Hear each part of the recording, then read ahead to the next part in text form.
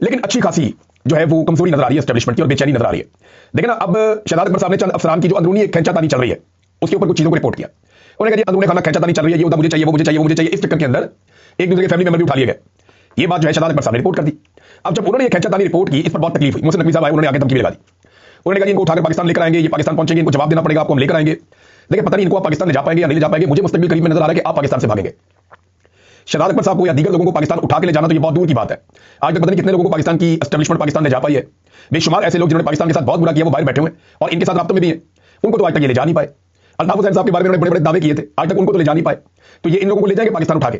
जो मुझे दिखाई दे रहा है वो ये दिखाई दे रहा है कि बहुत जल्दी ये सारे लोग खुद पाकिस्तान छोड़कर भाग जाएंगे। आज नहीं तो कल इनको भागना पड़ेगा, क्योंकि अवाम में इनकी जड़ें हैं नहीं, लोग इनसे नफरत करते हैं और इनका इक़्तिदार हमेशा रह नहीं सकता। उसकी वजह भी यही है कि अवाम इनसे नफरत करती है। एक दिन इनका ये सारा का सारा महल गिर जाएगा, फिर इनको पाकिस्तान से भागना पड़ेगा, जूतियां छोड़ के भागेंगे।